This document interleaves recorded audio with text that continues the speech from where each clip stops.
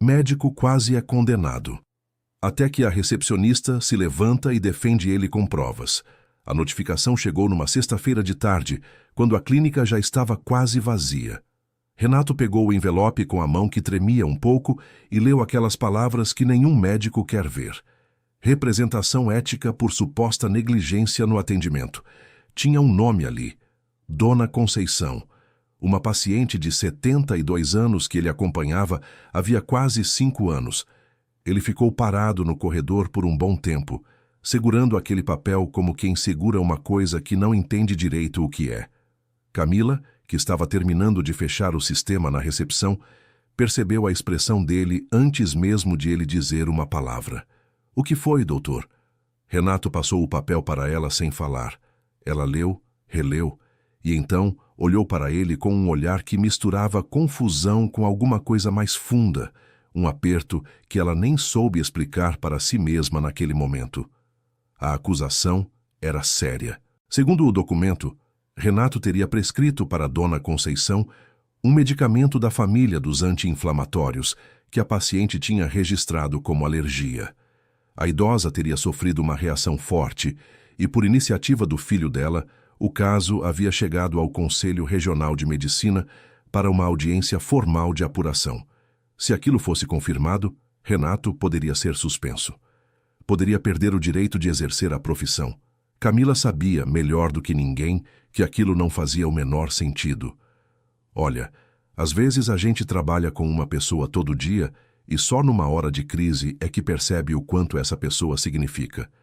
Esse momento ali entre os dois disse muita coisa sem usar nenhuma palavra. Renato tinha 42 anos, cabeça raspada, rosto que carregava aquela mistura de cansaço e cuidado que os bons médicos às vezes desenvolvem ao longo dos anos. Ele não era do tipo que cortava caminho. Era do tipo que anotava tudo, que perguntava como a família estava, que ligava no dia seguinte para conferir se o paciente tinha entendido as instruções. A clínica dele, numa cidadezinha do interior, tinha fama exatamente por causa disso. Era o médico que todo mundo queria que a mãe consultasse. Camila estava com ele havia 8 anos. Ela chegou aos 24, recém-formada num curso de administração, e foi ficando porque a clínica funcionava com uma ordem que ela respeitava. Cabelo escuro sempre preso com cuidado. Blusa branca quase todo dia, porque ela dizia que passava mais confiança nos pacientes. Jeito direto de falar que algumas pessoas confundiam com frieza, mas que quem a conhecia sabia que era só o jeito dela de ser honesta. "Isso aqui está errado", ela disse, devolvendo o papel para ele. Não como uma tentativa de conforto, como uma afirmação de quem tem certeza. "Eu preciso entender o que aconteceu. Você lembra da consulta dela?" Ela pensou por um segundo. "Lembro. Ela veio por causa de dor nas articulações. O senhor pediu exame e prescreveu um anti-inflamatório. Eu digitei a receita." "Exatamente. E o que eu prescrevi não era o que consta nessa representação." Os dois se entreolharam em silêncio. Querido ouvinte, se você está gostando da história, aproveite para deixar o like e principalmente se inscrever no canal. Isso ajuda muito a gente que está começando, agora continuando. A audiência estava marcada para daqui a 18 dias. Tempo suficiente para montar uma defesa, mas não tão fácil assim quando o que estava em jogo era a versão oficial de um prontuário digital que dizia uma coisa completamente diferente do que Renato lembrava ter feito. Ele contratou um advogado na mesma semana, um homem mais velho chamado Tadeu, que trabalhava com questões de saúde havia muitos anos e que, ao analisar o prontuário eletrônico, ficou quieto por tempo demais. "O documento está tecnicamente correto", Tadeu disse numa tarde em que os três se reuniram. "A assinatura digital do Dr. Renato está lá. A data está lá. O histórico de edição também. Se alguém mexeu nisso, fez muito bem feito." "Alguém mexeu", Renato disse com uma firmeza que não deixava espaço para dúvida. "Isso eu acredito. O problema é provar." Camila não disse nada naquele momento, mas alguma coisa ficou girando na cabeça dela naquela noite toda. Uma memória de anos atrás. Um hábito que ela tinha adotado no começo do trabalho, quando o sistema da clínica ainda era instável, e ela vivia com medo de perder dados. Um caderno. Um caderno de capa dura, azul escuro, onde ela anotava à mão os atendimentos do dia.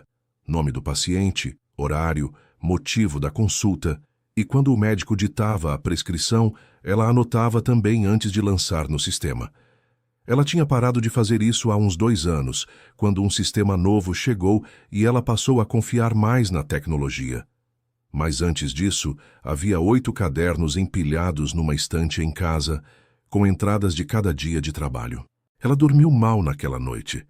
Na manhã seguinte, antes de o sol clarear direito, Camila estava ajoelhada na frente da estante do quarto, tirando caderno por caderno e folheando com cuidado.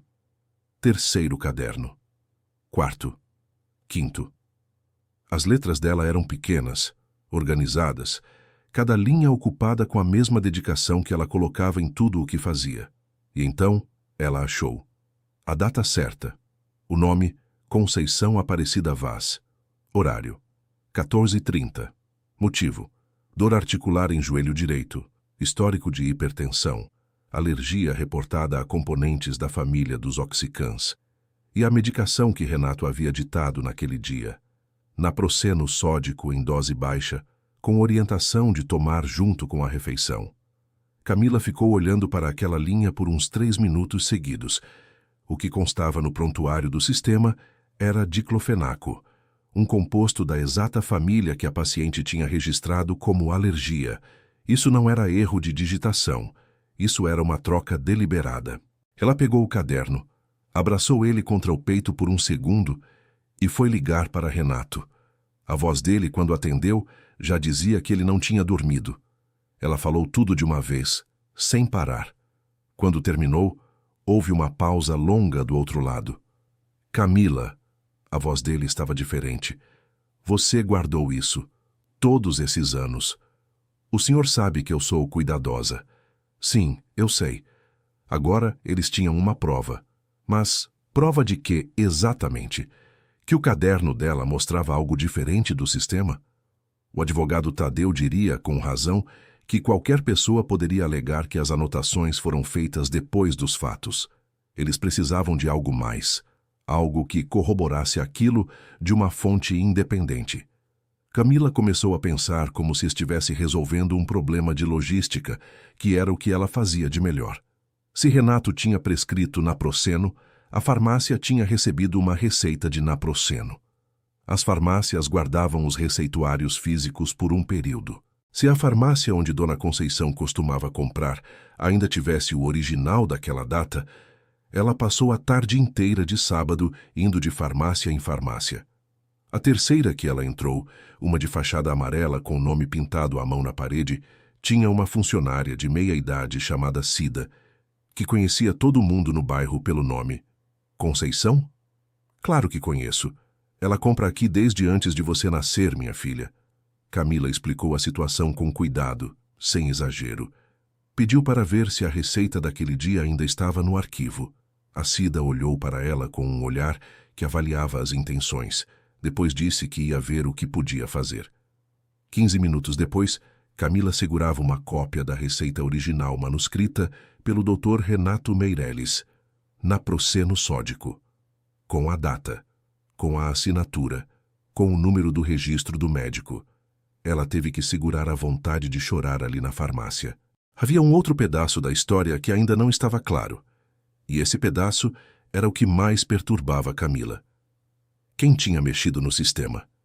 Para acessar o prontuário eletrônico e alterar uma entrada com a assinatura digital de Renato, a pessoa precisaria de um nível alto de permissão no sistema.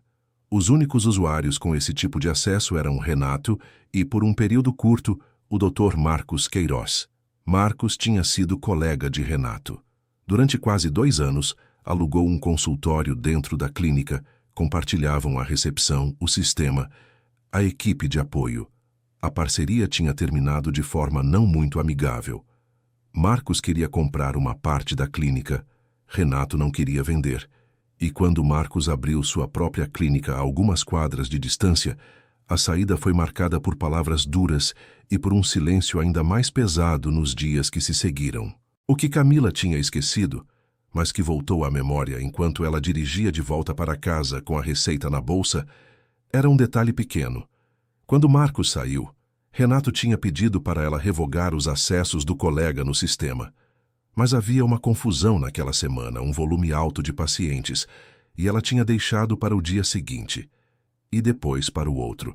E quando ela finalmente foi fazer, o sistema indicou que aquele usuário já estava inativo. Ela tinha presumido que o próprio sistema desativara automaticamente depois de algum tempo, mas agora ela não tinha mais tanta certeza. Eu precisei parar aqui quando soube desse detalhe, porque isso acontece na vida real. A gente deixa uma coisa para depois e aí, de um jeito que nunca esperava, essa coisa volta.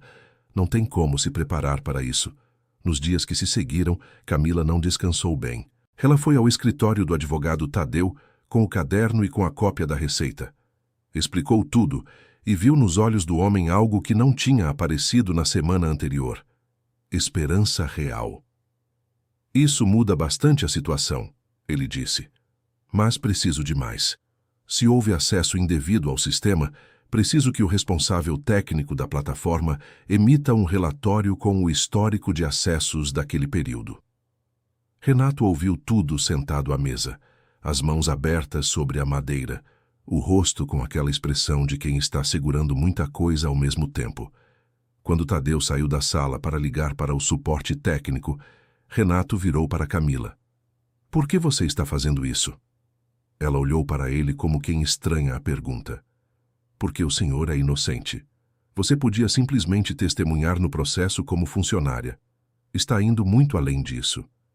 Ela ficou quieta por um momento. Depois disse com aquela objetividade que era o jeito dela de ser. 8 anos. O senhor sabe quantas famílias passaram por essa clínica nesse tempo? Quantas vezes eu vi o senhor ficar além do horário porque um paciente não tinha como ir embora sozinho? Não é sobre ir além, é sobre não conseguir ficar parada quando a coisa está errada. Renato não respondeu, mas quando ela se virou para sair, ele disse bem baixinho, obrigado. O relatório de acessos chegou 3 dias antes da audiência, e lá estava, uma entrada no perfil de Marcos Queiroz no sistema, feita às 23h14 de uma quarta-feira, 2 meses e meio antes da reclamação formal, em data posterior à saída oficial dele da clínica. Uma modificação no prontuário de Conceição Aparecida Vaz. Quando Tadeu ligou para Renato com essa informação, o médico ficou em silêncio por tanto tempo que o advogado achou que a ligação tinha caído. Doutor Renato? Estou aqui. Temos o suficiente.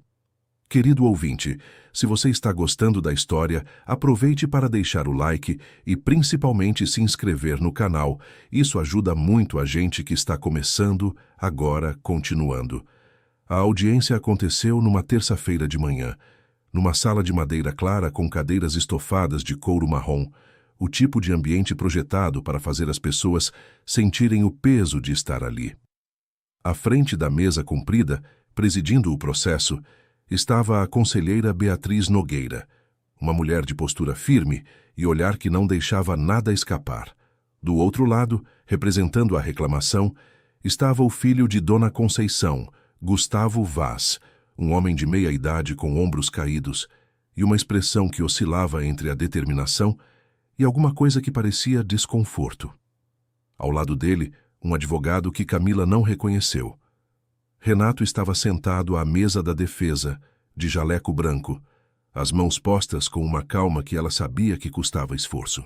Camila ficou sentada atrás dele, na fileira de acompanhantes, com o caderno azul no colo e a cópia da receita dentro de uma pasta. Tadeu abriu a defesa apresentando o contexto. 18 anos de carreira sem nenhuma ocorrência anterior. Mais de 4.000 pacientes atendidos na clínica.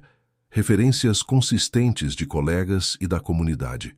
Depois, pediu que a análise técnica do prontuário fosse feita antes de qualquer conclusão.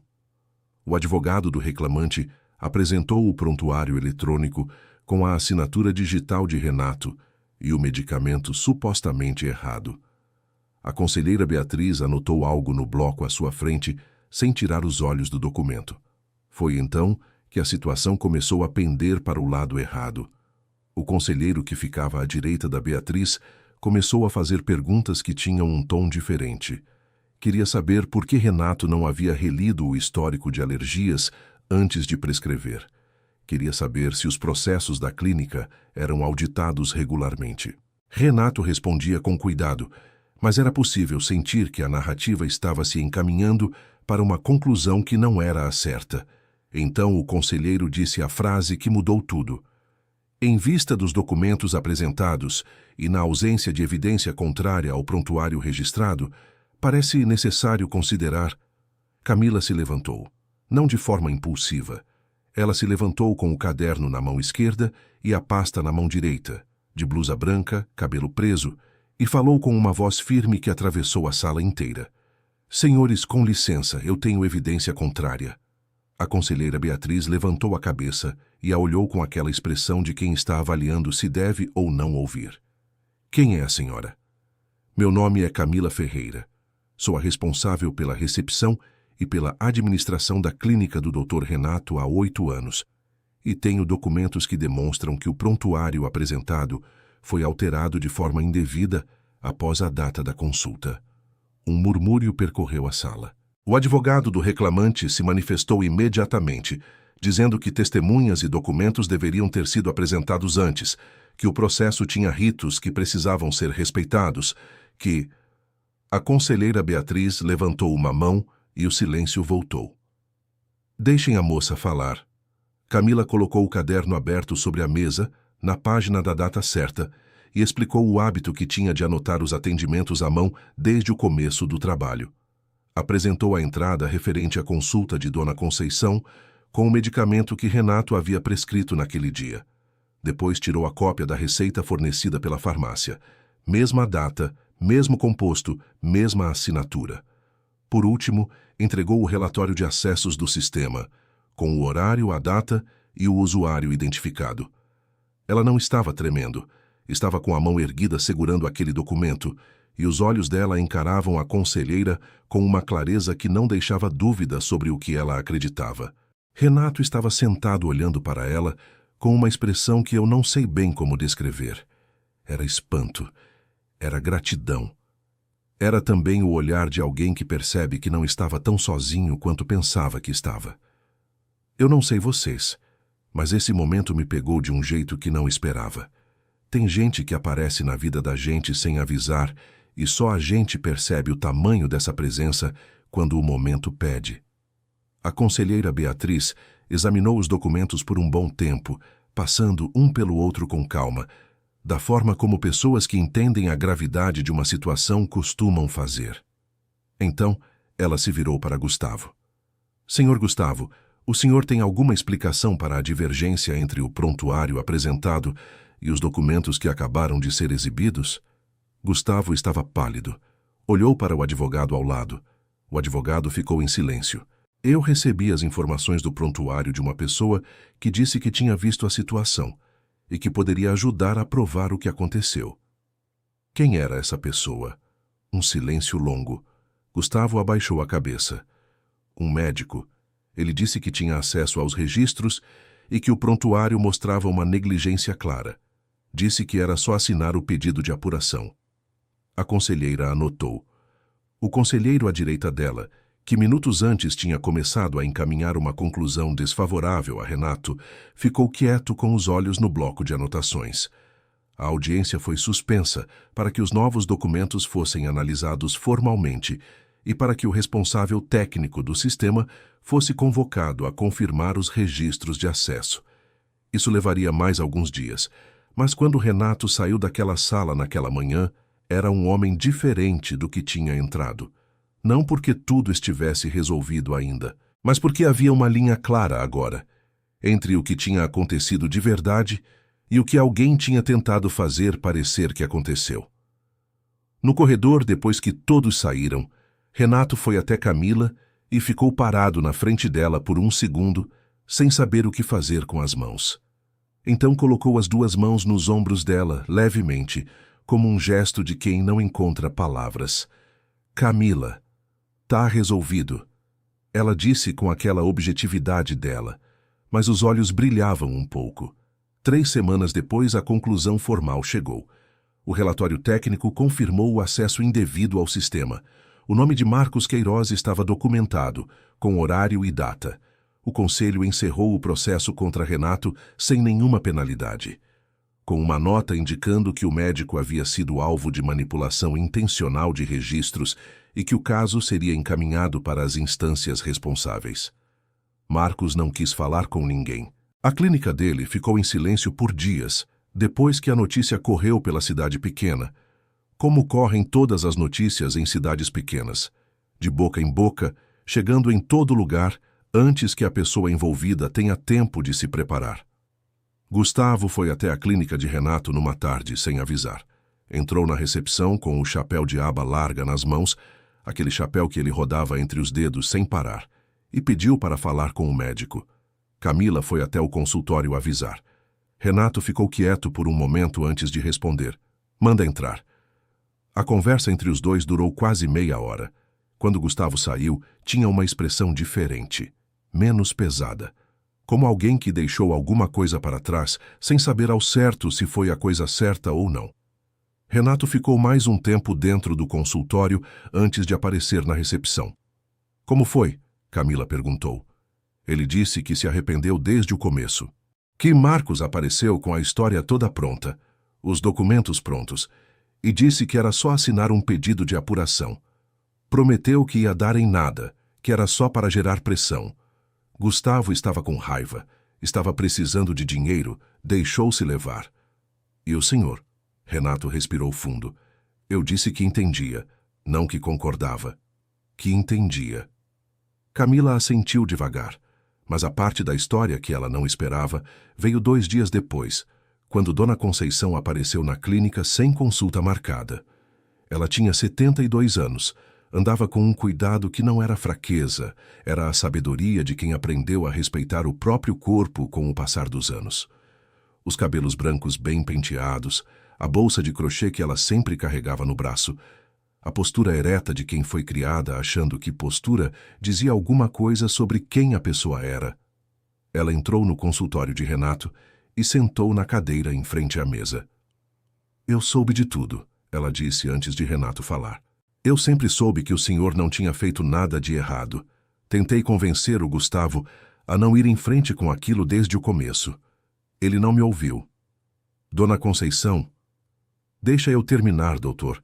Ela o olhou com uma firmeza gentil.